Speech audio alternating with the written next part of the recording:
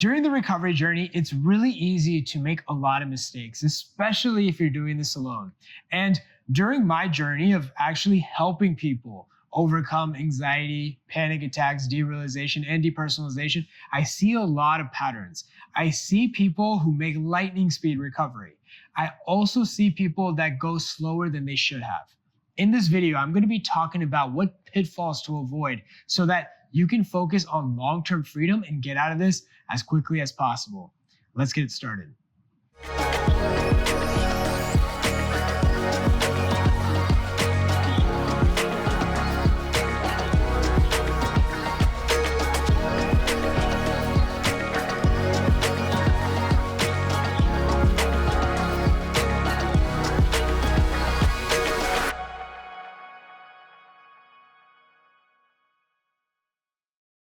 So I have a very special guest for this video. I actually have Cesar here. Now, Cesar has an actual incredible story. Cesar was actually a client of mine, and now he is a coach. He's part of the Bye Bye Panic mentorship. He's helped people as well around the world fully overcome. So if you're really interested about Cesar's story, I'll put a link down below. This video was filmed actually about a year ago, literally a year ago. And so I also want to talk about Cesar's journey over the last year and how that's been. So Cesar, welcome to the channel. Hey, what's up, man? Thanks for having me again. Yeah, of course, man. So Cesar, let's first talk about you.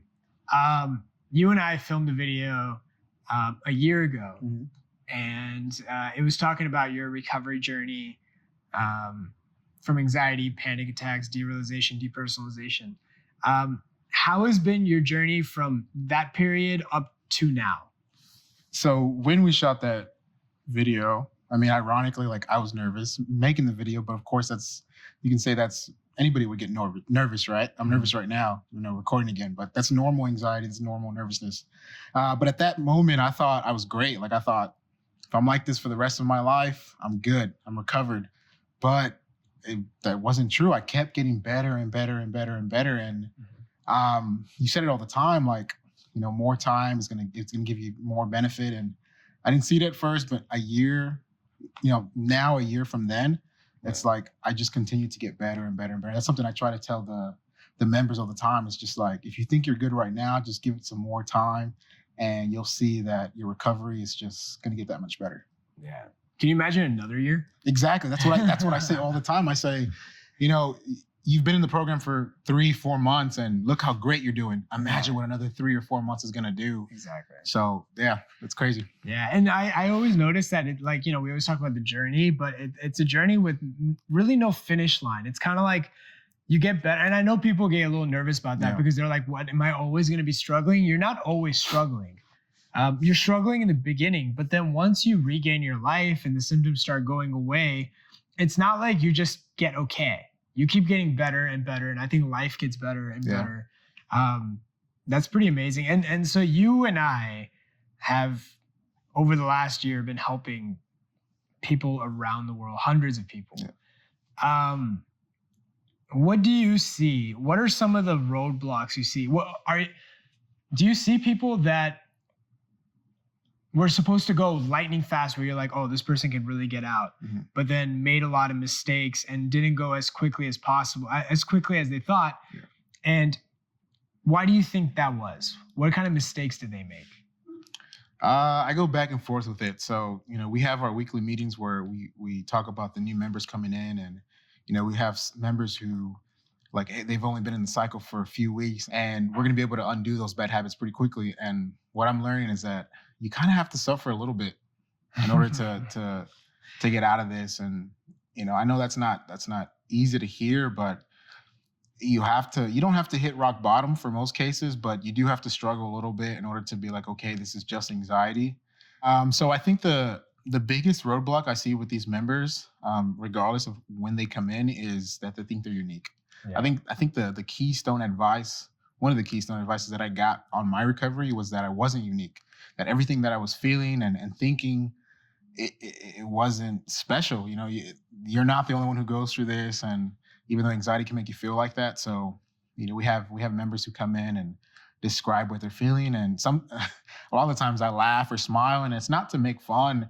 It's just like, my journey was exactly how you're describing it, and a bunch of members before you. And, that can be kind of difficult for these members to accept that, what they're feeling is unique, but at the end of the day, it's not. It's anxiety. So, we have members who do really good, and then when it hits, and they throw everything out the window. And that was my biggest struggle. I threw everything out the window. So it comes down to just being disciplined and consistent with your response. Yeah. No, and we have these meetings where Cesar, myself, Kaylee, America, the team in general, when we're bringing in individuals, we see what their biggest struggles are, and we talk about what their roadblocks could be.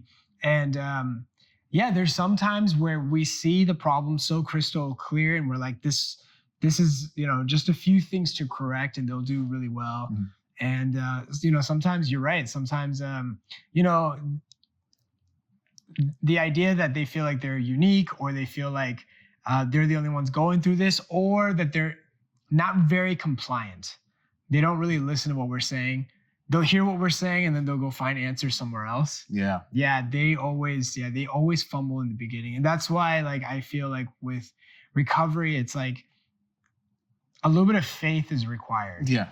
Like understanding that even though you're going through something and it's very unique and it's very personal, to understand that there have been other people that have gone through this and came out, and there's other people that actually know more than you do.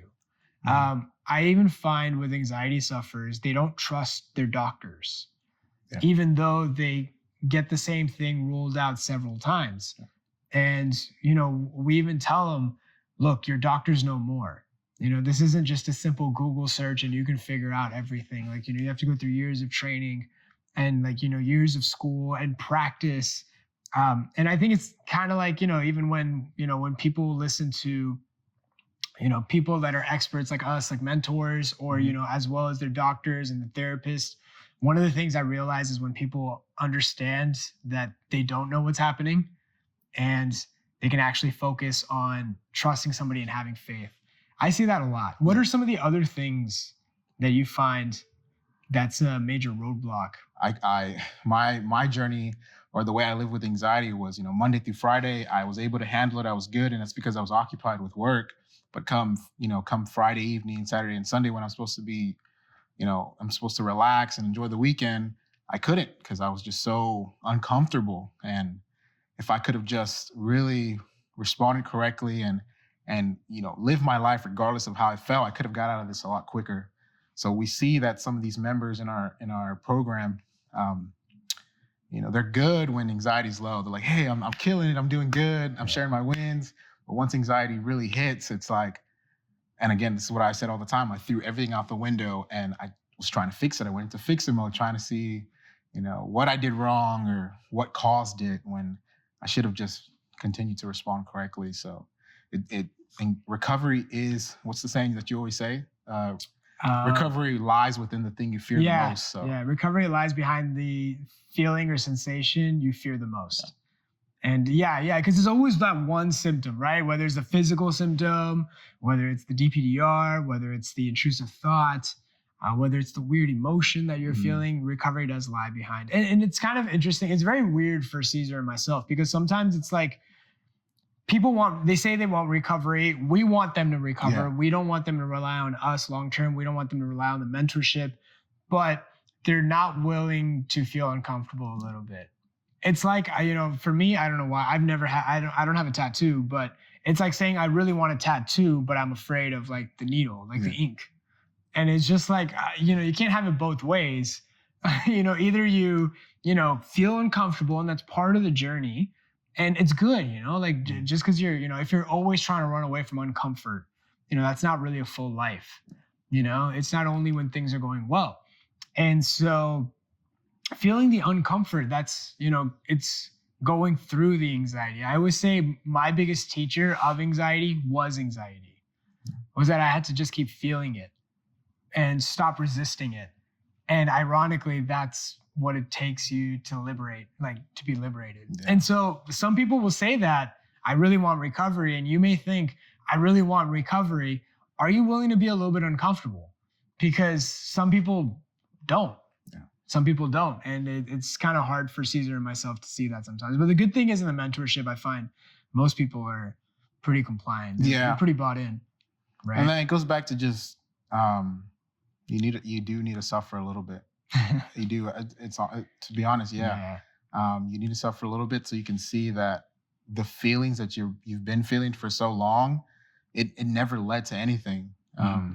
I can say confidently that the hundreds or thousands of thoughts that I was so worried about, it never led to anything other than worry.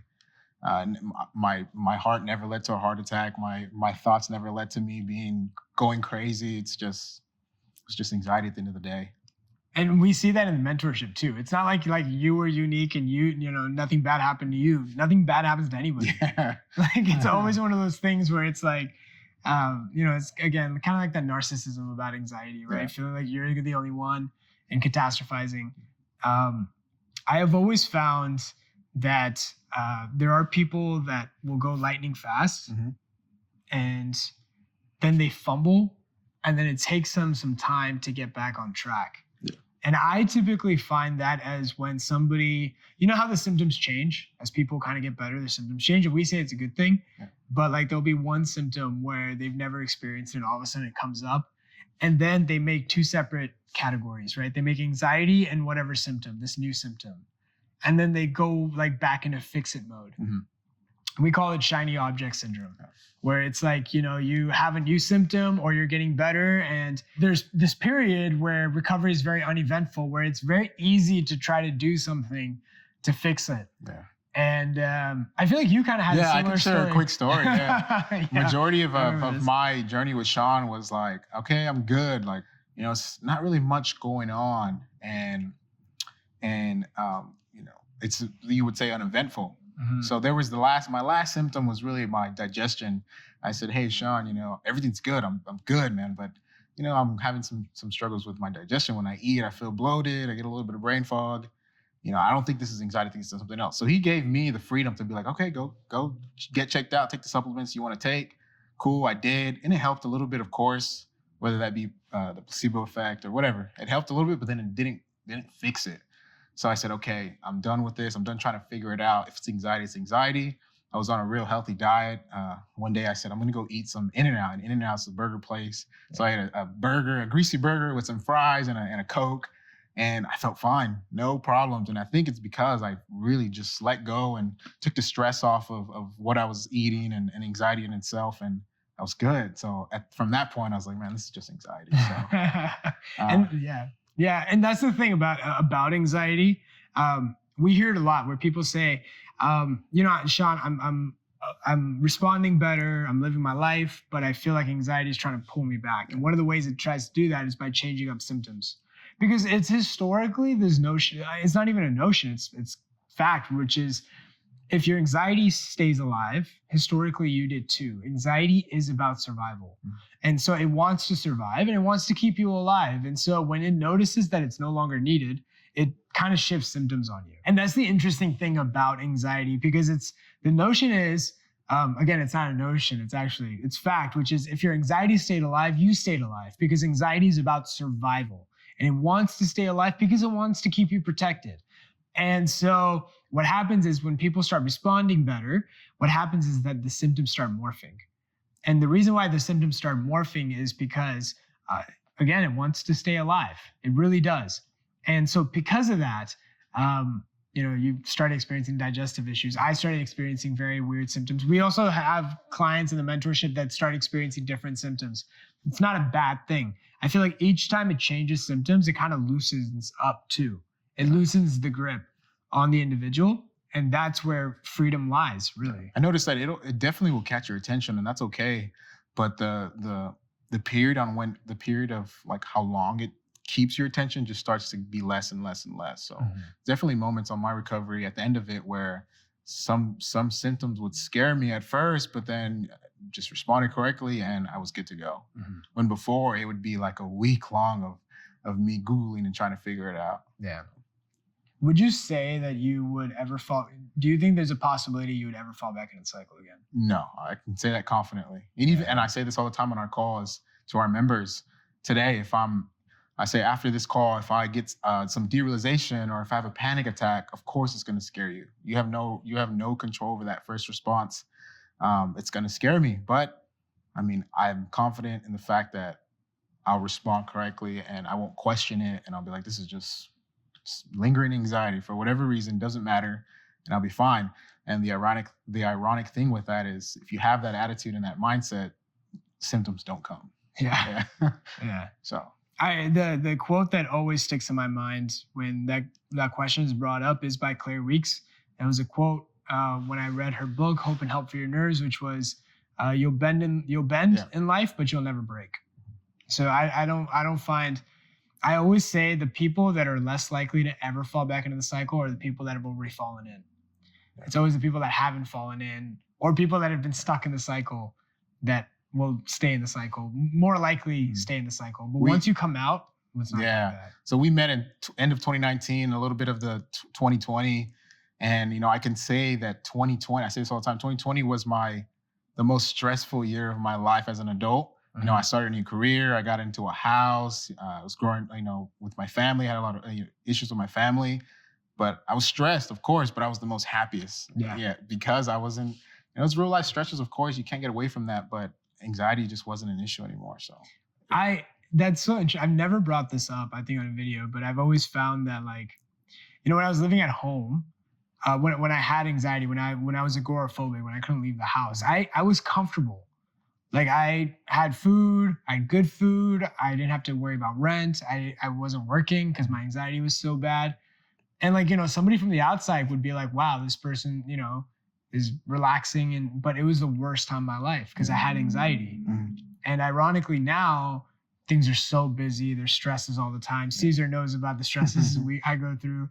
And I'm always busy, and there's a lot of things, but I'm happier than I've ever been. I've always found that, like, having peace of mind and, you know, not really having this as an issue is such a big part. Like, it's so, like, there's no money that could compensate for that. Like, there's no comfort that could compensate, like, the peace of, like, recovering, really, right? Yeah. So anyways, I hope this video really helped. Cesar, what's the one tip? You know, I don't like asking that, but, like, what's There's something I do want to share. Yeah. Go for it. Compliance, like you said. Whether you do it on your own or you find someone within the program with us or whoever it may be, just compliance, man. I have this one buddy who reached out to me after our video, and he said, I mean, you know, I posted it because I wanted to help people, of course, and he hit me up. He's like, hey, I'm going through the same exact thing, and I offered him the program. I said, I'm sure, you know, we can work something out because we're really close friends. And he said, no, I don't want the program. Just tell me what I have to do and I'll do it. No questions asked. I like what he said. He's like, there's no way that I'm going to go from one person, you know, this outgoing person, being fun and really just loving life, to the next day, just, you know, what anxiety can cause. He said, just tell me what I need to do and I'll do it. Didn't ask any questions. I mean, of course he has questions like, hey, like, is this normal? Why did this happen? But every time I gave him something to do, he did it. No questions asked. He was disciplined. He was consistent.